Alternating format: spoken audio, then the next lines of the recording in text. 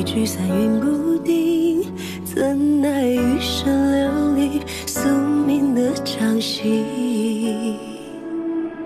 若年岁尚能留我一息，若你懂我的真秘，只身闯入棋局，落子无悔意。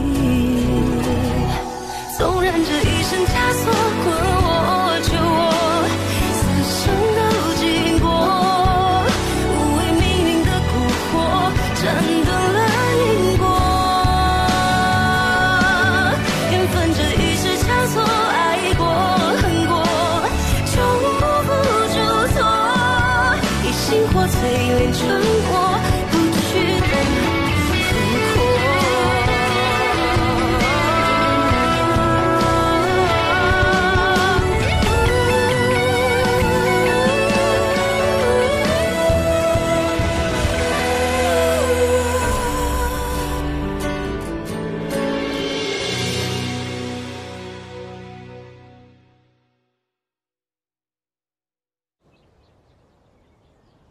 公子、夫人，请用茶。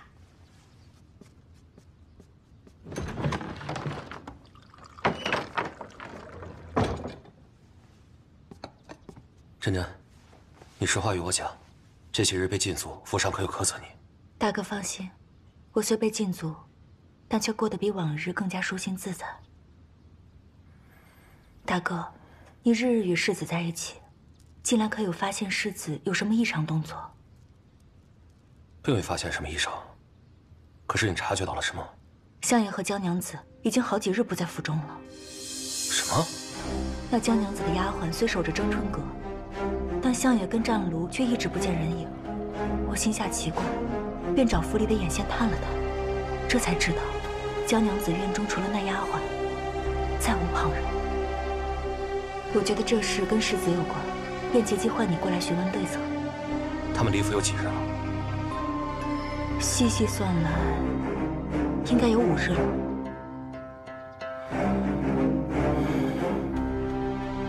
此事不可妄加揣测，我会派人私下调查他们的行踪。你继续盯着，有任何事情及时向我汇报。好。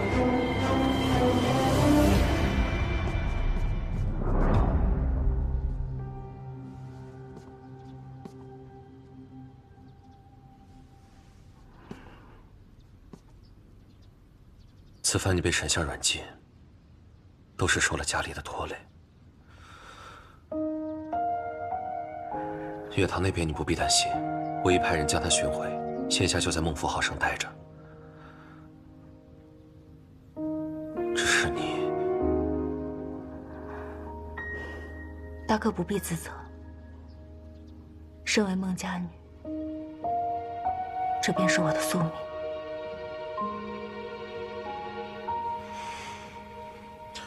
我会想法子，尽快让沈相解除你的禁令。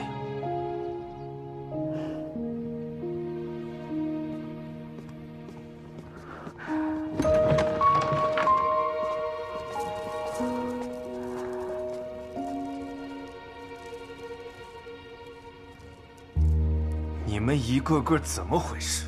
这么久了，人还没找到。奴才已经把人都派出去了。于今就这么大，想必很快就有消息了。那不还是没找到？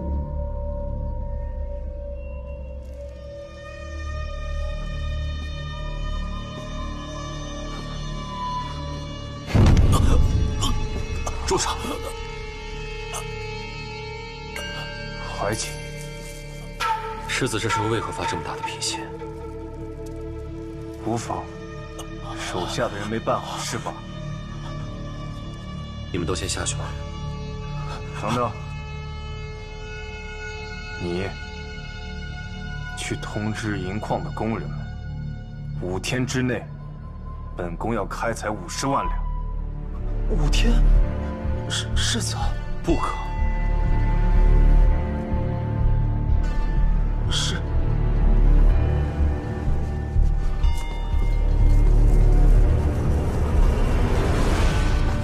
怀瑾请世子收回成命。之前赌坊一事，主上虽轻放过去，但是未尝猜不到背后会有世子的手笔。如今我们需要韬光养晦，万万不可再大动干戈了。你先起来。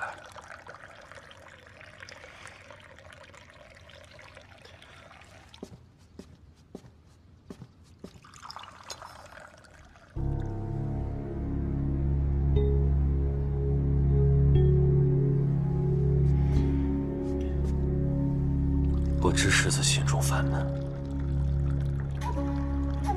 但凡事欲速则不达。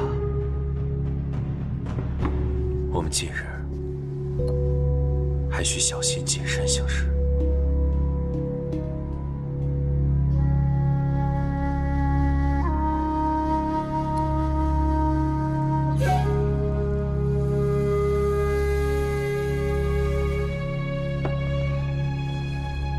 怀瑾，你什么都好，就是性子太温吞了一些。你知道赌坊之事，父王为何不再追究了吗？因为我的背后有孟家，你们是最大的世家，我有你们，就等于我有了各大世家的支持。之前我也害怕，可经过赌坊之事，我才知道，父王他畏惧世家之权。世子慎言，怕什么？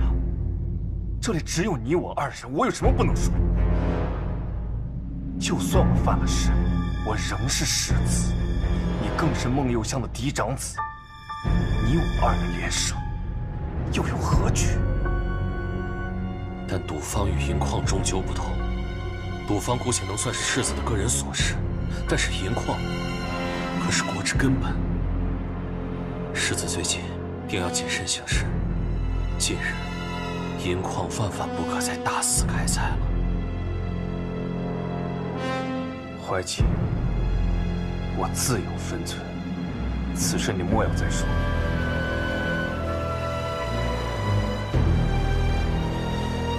除此之外，世子可还有其他事在做？怀瑾，本宫说了，本宫自有分寸。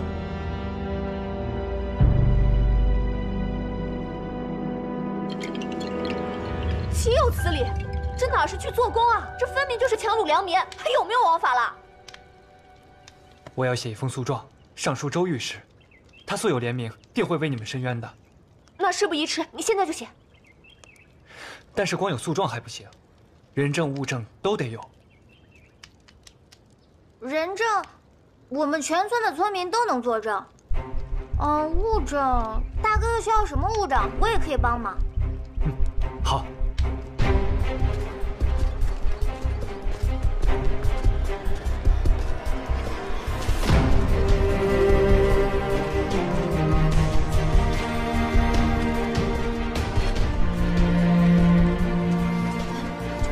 这就是周御史的府邸，应该就是这儿了。我听说，他是为了方便村民随时呈送冤情，所以才会住在这里。他还有一句话闻名于易经：天下一日有无居之日，他便一日不患无。如此清正廉明，想来定会秉公断案。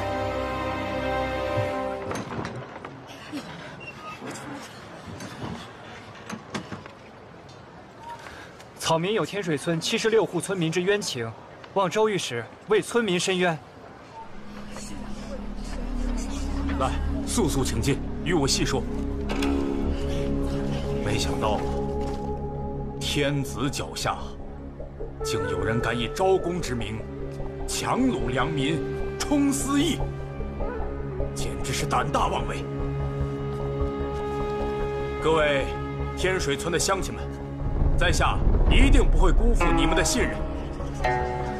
我等静候大人佳音。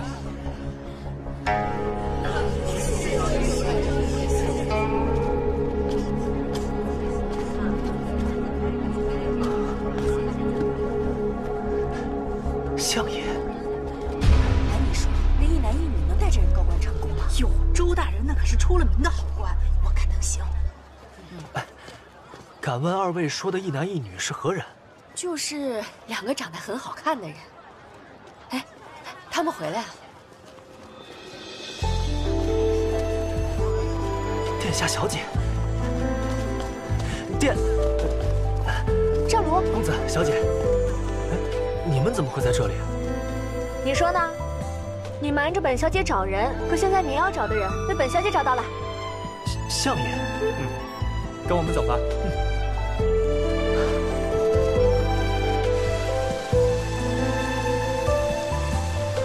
也不知道这一个下午你们都跑去哪儿了，一个都找不见。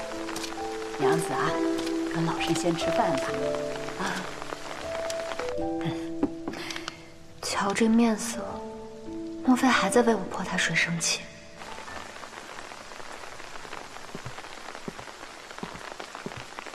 爷，爷，终于找到您了，属下来晚了。战卢，来的正好，不算晚。怎么就不算晚了？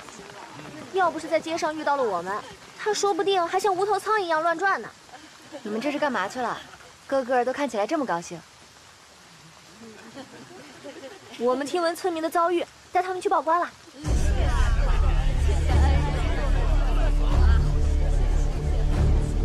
报官？坏了，要出事！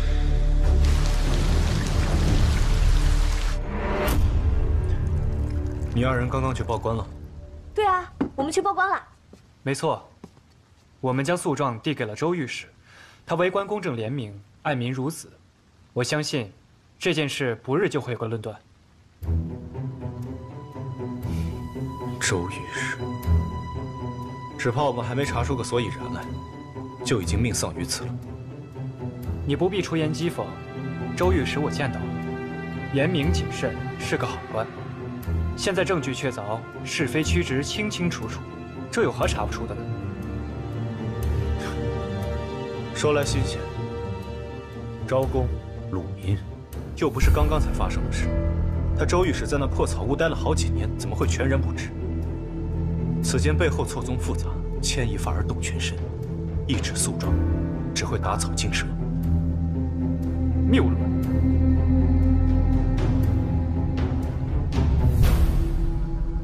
是不是在沈相的眼里，人人都有阴谋，官官都有算计，任何事情都是从长计议，然后背后算账？若是如此的话，要官何用？设律法有何用？要我大齐的王室又有何用？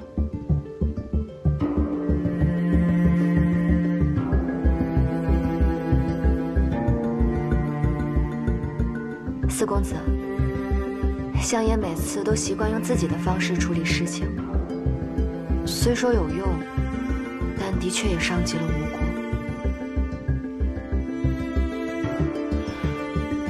现下四公子已经做了，不如再耐心等等。若是真的能兵不血刃的解决，岂非更好？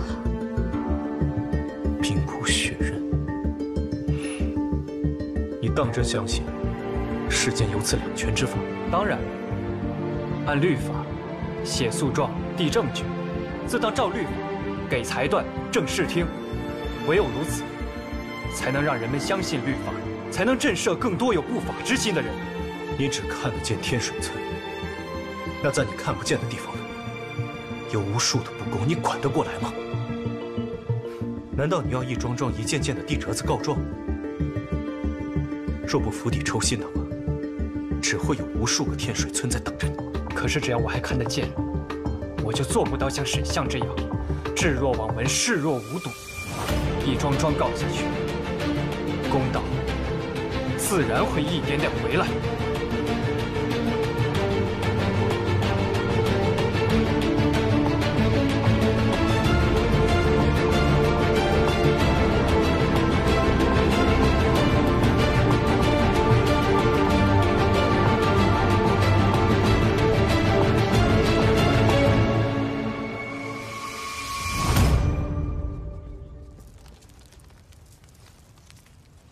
周御史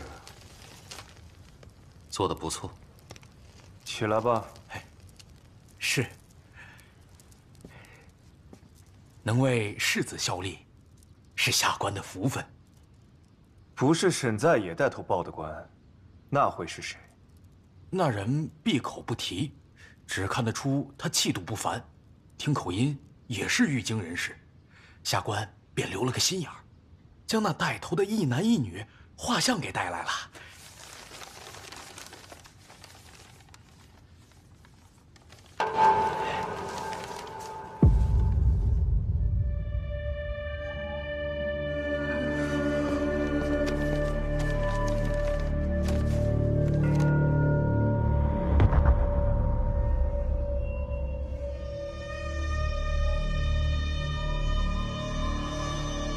下去领赏吧。不，下官不用赏，只愿为世子马首是瞻。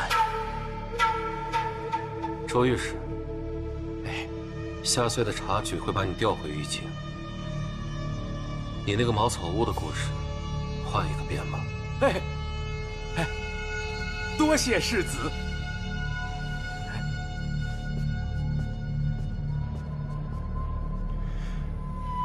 怀瑾，你怎么看？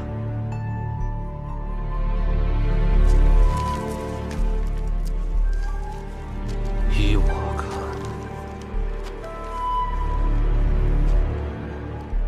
世子，我是不是再三叮嘱过你，赌坊一事就此结果？你既没有一击毙命的筹谋，为何非要在此刻要沈在野性命？他和他的小妾设计让我的赌坊付诸一炬，此仇不报，我颜面何存？然后呢？人没杀成，还把他们逼到了天水村。你早一天告诉我都有转圜之机，就说你之前派人去追是因为江娘子对你不敬，现在把四殿下也牵扯进来，变成了死局。怀瑾，现在怎么办？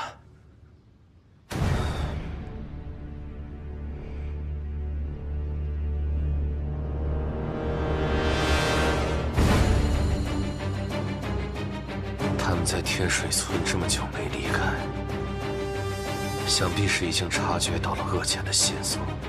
招工之事暂停，村子也不能要了。请世子殿下传令下去，派出杀手，将他们赶尽杀绝。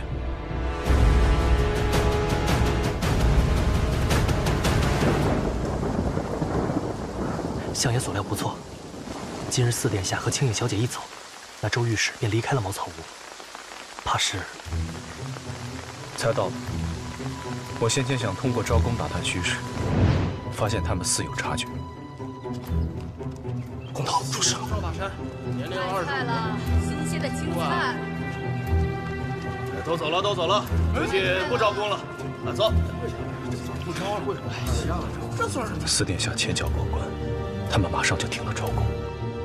世子肯定知道我就在此地，动作如此迅速，定是那孟怀瑾的手笔。速去召集人手，赶来此处，以防不测。明白。世子如此警觉，说明他要动手了。现在敌暗我明，我必须要提早布局。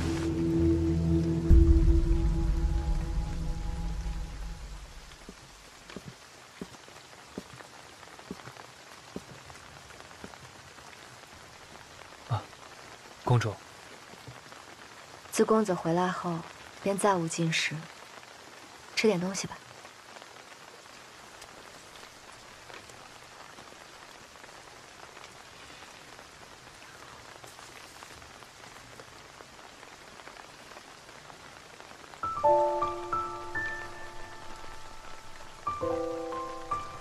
我年幼的时候，对吃食非常挑嘴。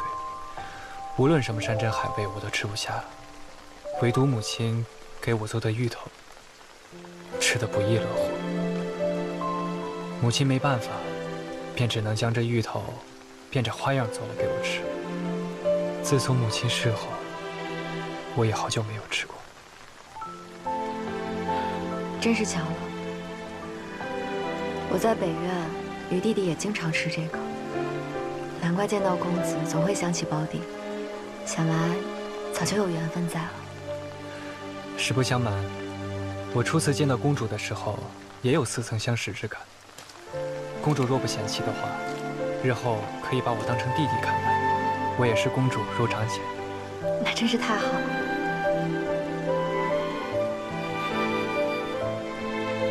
公子可是在为今日之事所烦心？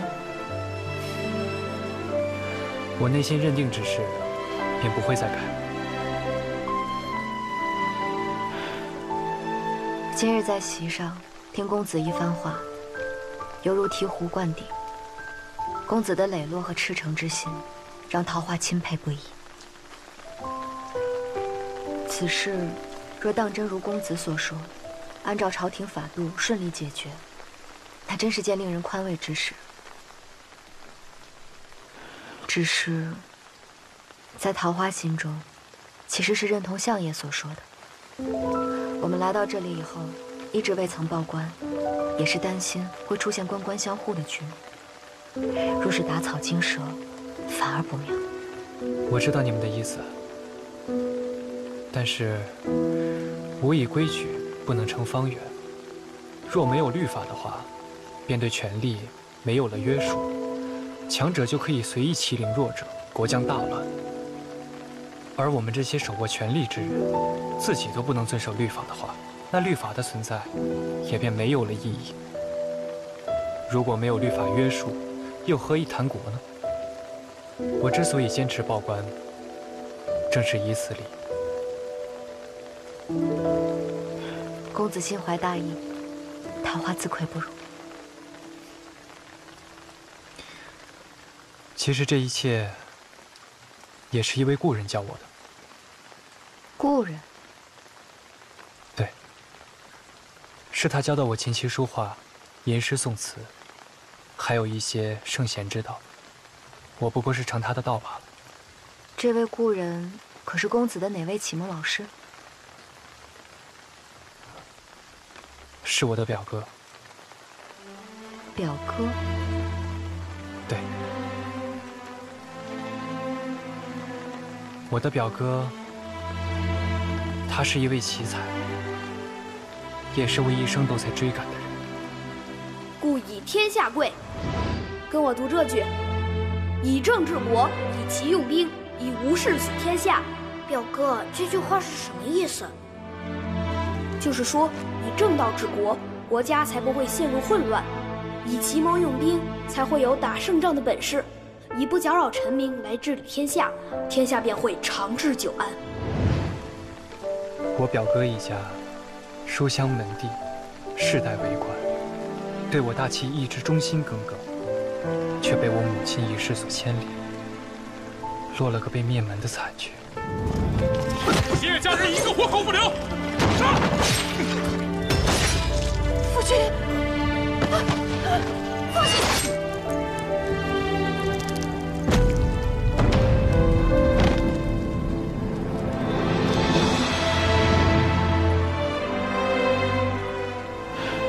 没想到还有这样的过往。你表哥，不知他现在在何处？他早已不在了。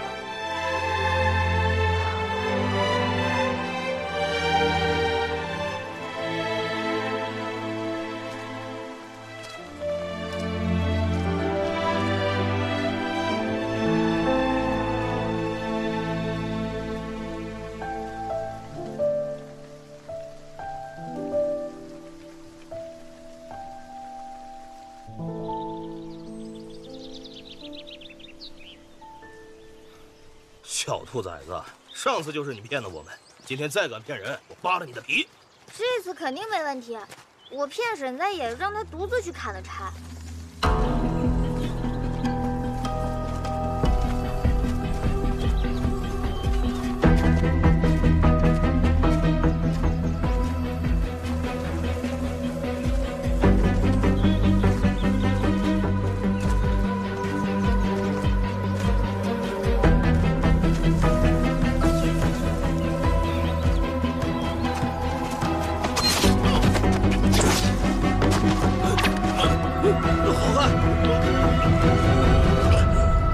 是什么了？替我办件事。什么事？带我去你们做工的地方。这可不行，不行！你现在有的选吗？我知道，你上头有主子盯着，你只需要把我安排成你的小厮带我过去即可，其他的不用你操心。那我的毒怎么？事成之后，自会给你解药。好，好。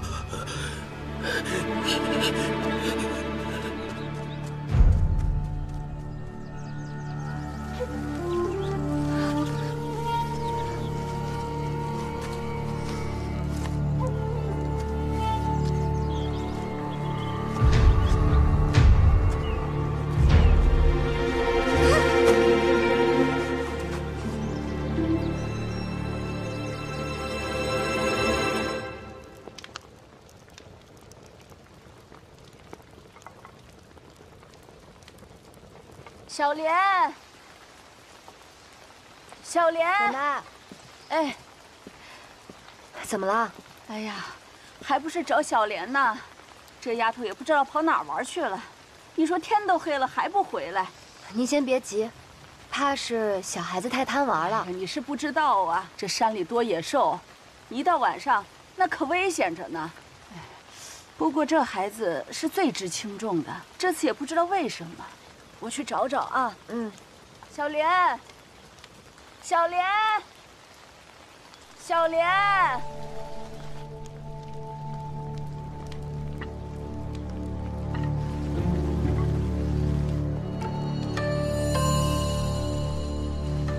这是血。一次不忠，百次不容。他这次害我虽然没有成功，焉知没有下一次？小敖不是他犯错的理由。人在也一贯是宁他负人，无人负他。莫非？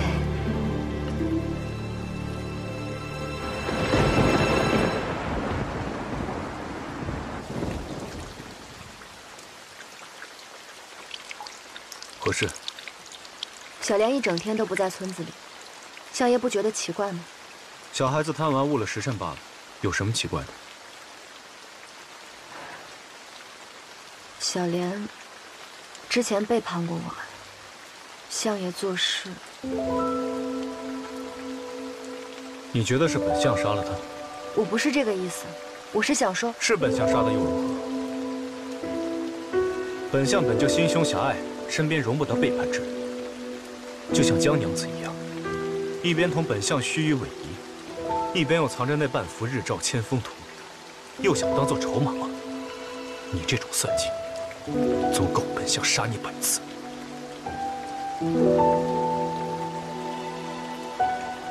我衣袖中的那半幅画，被你看见了。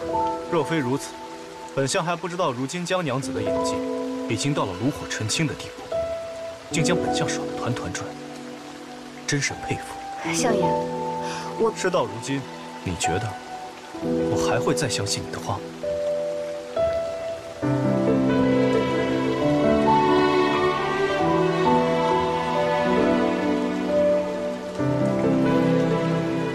未免江娘子有性命之忧，我劝你好好待着，好好做事。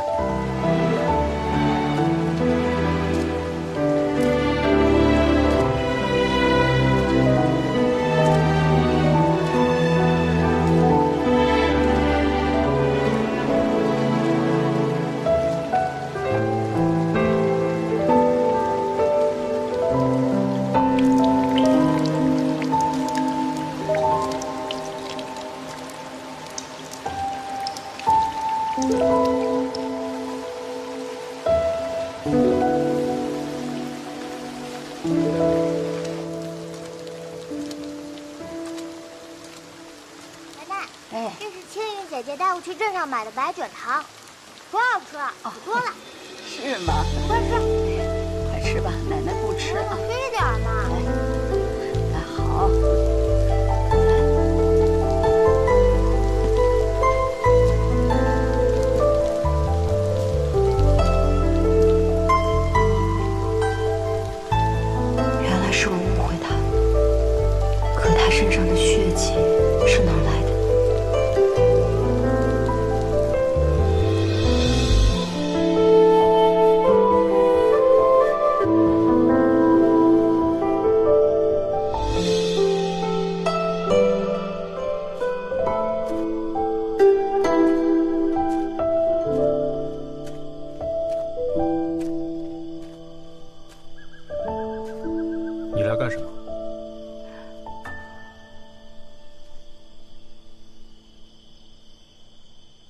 今天是我误会相爷了，特来道歉。我看相爷回来一直未用饭，吃个桃子吧。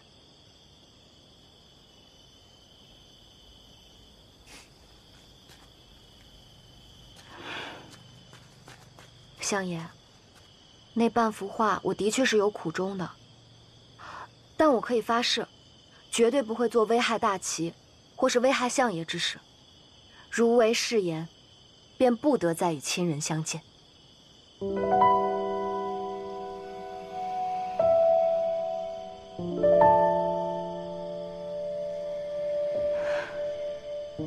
这已经是对我来说最重的誓言了。相爷还不相信我吗？她不过只是个婢女，值得你如此。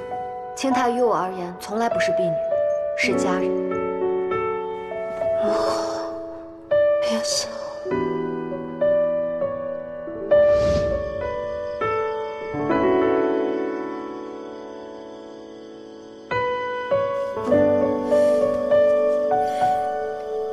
你可以回去了。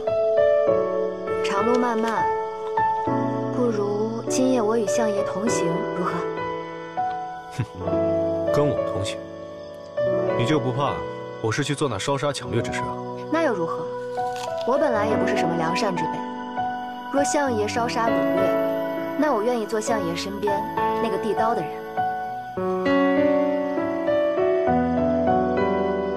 况且，相爷今夜要去做什么，小莲都已经告诉我了。你利用小莲找到了工头，威逼工头带你去了工地。相爷是想要追查恶钱的源头，这是在做好事。我敬佩相爷都只嫌不够，怎么会怕与相爷同行呢？你答应了？大爷，我来了。好汉，这怎么多个人呢？多个人何妨？赶紧出发。是，跟我来。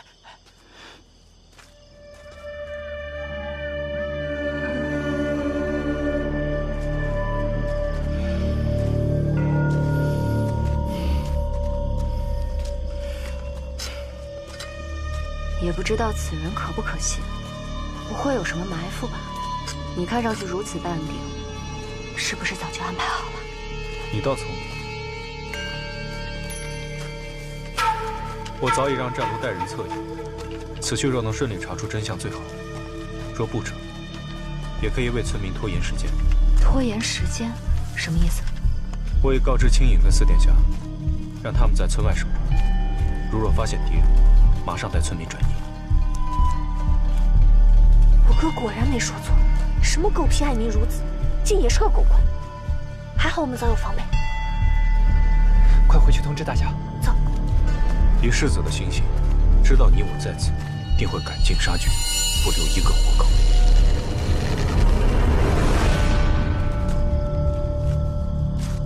果然来了。小心！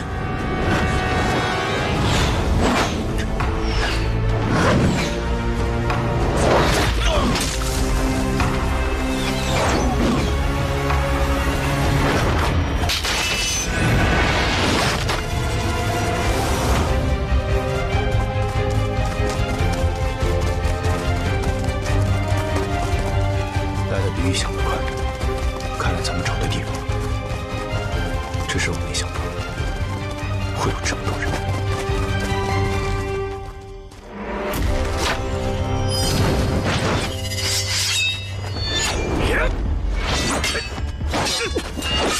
战卢那边怕是被拖住了，希望青影他们能够及时转移村民。爷爷奶奶，快出来！张叔叔，快开门！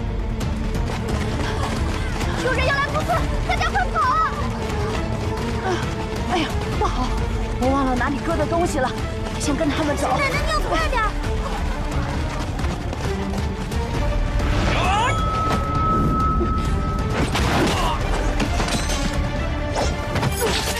杀了他们！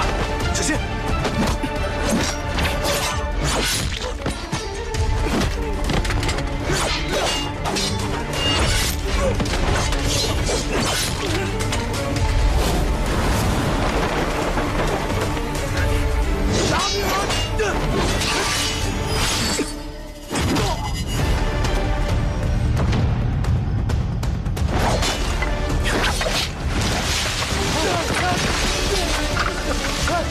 伤了。别事，快走。可走，走。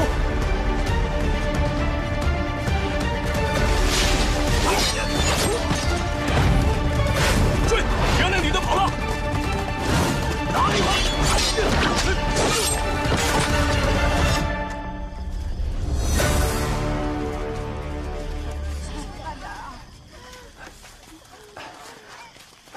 木霞，人齐了吗？青云姐姐，你那边有我奶奶吗？不是在你们这儿吗？小莲，这样，你带大家先往东南方向走，穿过一片竹林，那有一处住宅，你带大家在那里等我跟姐姐，我们马上就回来，好吗？你怎么知道？你哥告诉我的。那一定要把我奶奶找回来。放心吧。那大家随我来。走。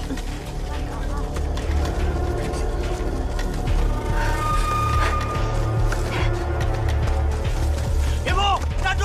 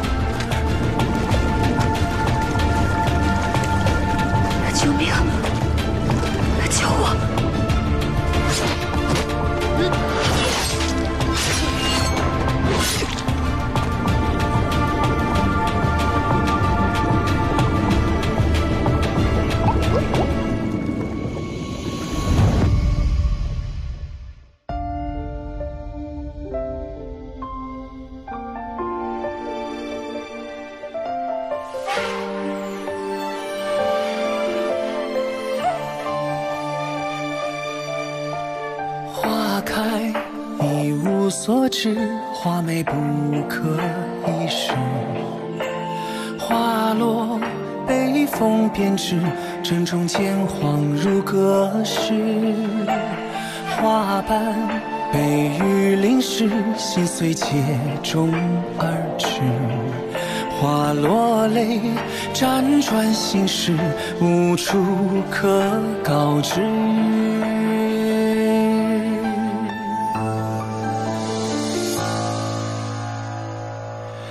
心愿在泥泞里挣扎，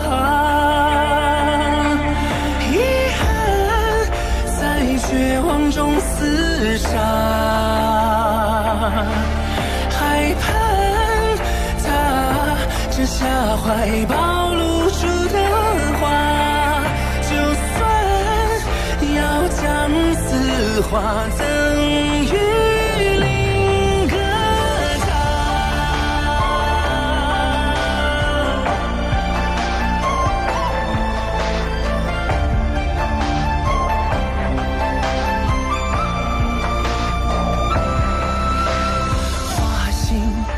谁窥视，爱恨只能一尺。花枯萎，破败心事，再无需告知。